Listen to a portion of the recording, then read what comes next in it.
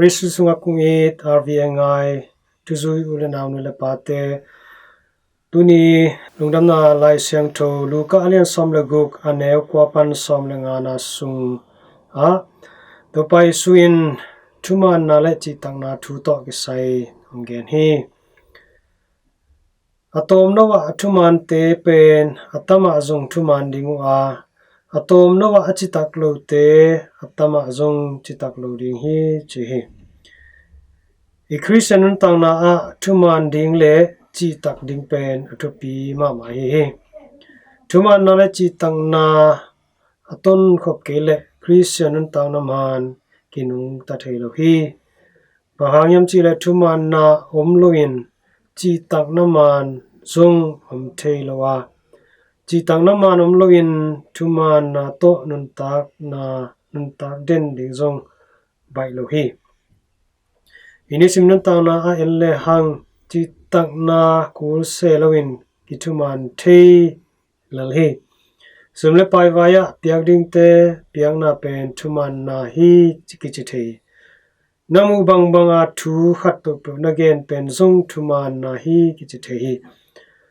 imata sele thuman gen thuman agam ta khem pe mi chi tak hikim thei ton lo hi toma bingin thuman takeleng ki chi tak thei ve hi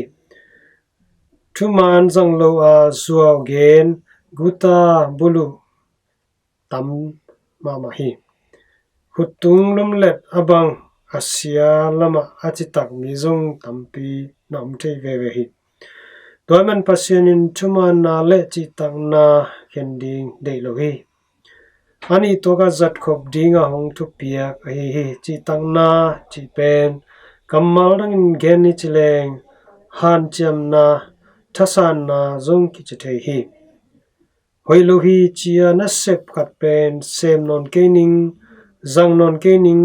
pai non ke ning na chi na le sem non lo zang non lo pai non lo ding hi pa hi to banga hi zo le hi pen achitak ki sok thei pan hi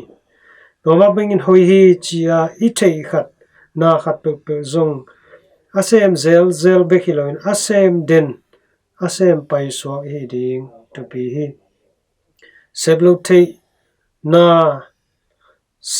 thei na ding hong dal hong nong kai sak hong su sia thule vai tampi om phial ma la zong sep te bol te ding atu pi hi to bang hi so ale hi pen achitak ki pan hi gen te na khat gen ni cheleng tu kum sung ni pi sim ki khom na hun lapin tun som in ka han cham ding hi chin khen san na ne di te na khen sat zo khat ma in ki khop lo the na ding hun lap lo the na ding thule vai tom piang dinga na han cham zek kele na kiam na khen san na pen zo gen ong tang sak ri hi ai zong mi chi tak na hi noble na han cham ten tan di tu pi hi pen thu neu khat to ki bang khama ding hi zong in to pa ji suina thu neu a chi tak te thuliana zong chi tak hi chi hi mi siang tho ma da 3 zanun tak na tom chi khat in le hang ama chi tak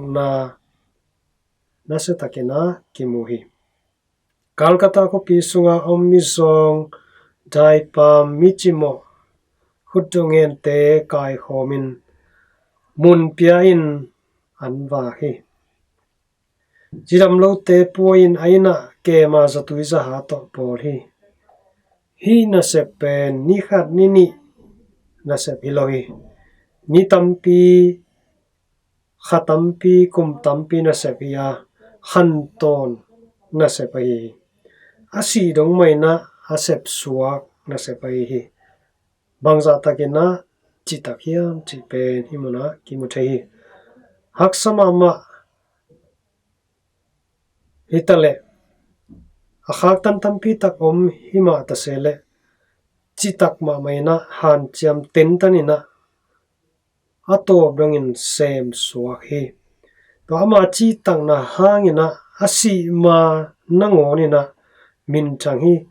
asi khitak chango pa toina tampi tak ngaina tom na mi siang tho chi min lian ma zong ngaina amai tang thu leitung pupa kisel hi amai ge na chepte hoi ma kamal khat ina bang hiam chi le aneu no khat na sem phial zongin I na to chitak takina semin chi hi chinum na I se bang I na to chi tak na to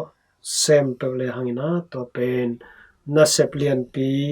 pasian mu na muswa hi tamen uten autte